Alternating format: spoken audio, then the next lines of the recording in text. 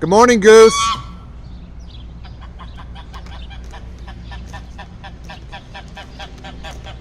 Howdy folks, and welcome back to Goose Unlimited. I'm your host Jay, and today we're going to do a quick review on the StopBox Pro. Before we get into it, I want to say thank you to EDC Nurse, a good buddy of mine who let me borrow this StopBox for a review.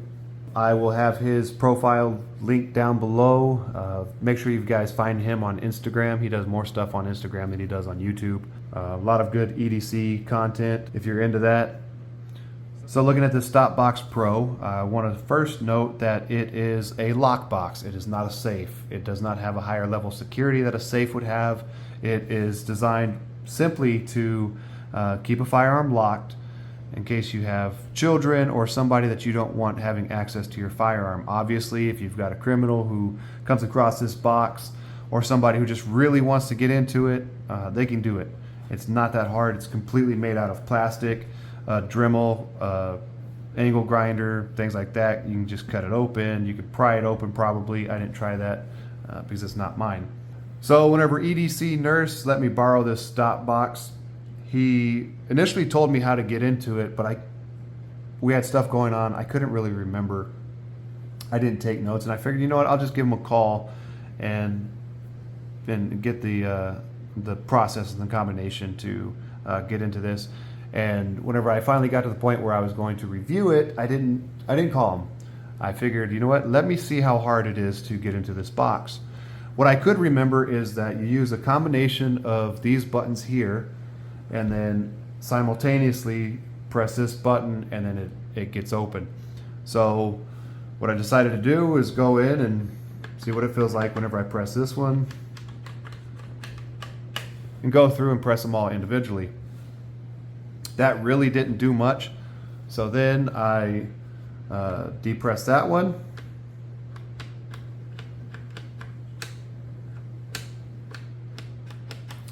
And I noticed that this key for sure, or this button for sure, sounded different, felt a little bit different than the other three. I don't know if you guys could pick that up on the camera or not, but this one definitely has to be a part of the combination, or is absolutely not a part of the combination.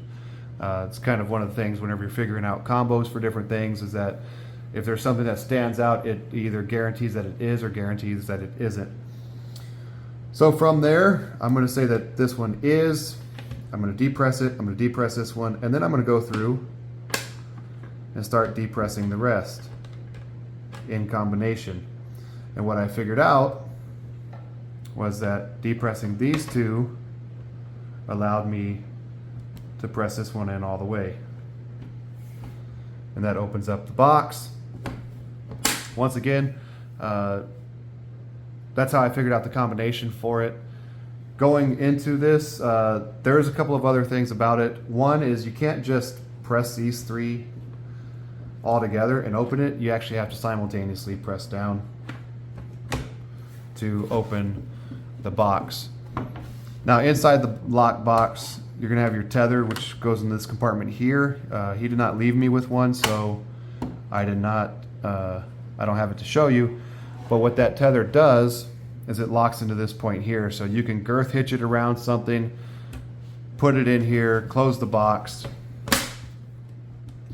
and then that's going to secure the box to whatever you have it tethered to.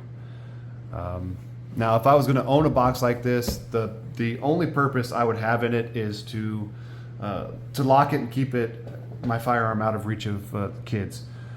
It's like I said, I wouldn't expect a grown adult who knows how to break into anything to stay out of this box.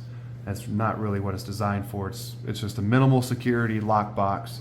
You can also throw in a lock here to keep people from being able to unlock it if they know your combination or know how to figure it out.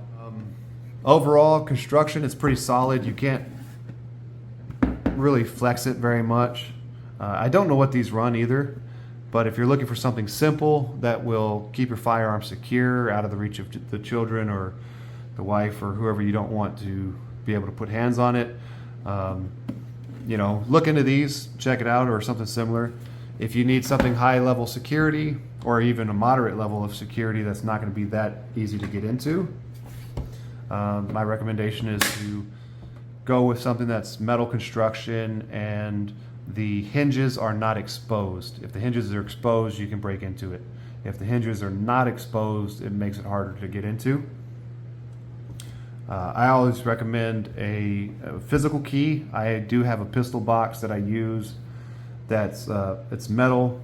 It's got a key that goes with it, as well as a 4-digit code or 5-digit code, and then a backup battery to unlock it if your batteries run out. So there's different ways to get into it. But that box that safe is definitely not as convenient as this one for size. This one, if you need to take it on the go, you can throw it in your backpack. It's not going to be real bulky. It is thick, but it's not excessively thick. You can throw it in a book bag. You can throw it in whatever. The size of it works well with being able to carry it and transport it, where pistol safes and things like that are much bigger, much bulkier. So there are pros and cons, and it's just whatever you need, does it fit your need. A little interjection, didn't mention about how it actually locks. So you can see here you've got this metal bar with these holes in it, and you've got your cam right here. What happens is these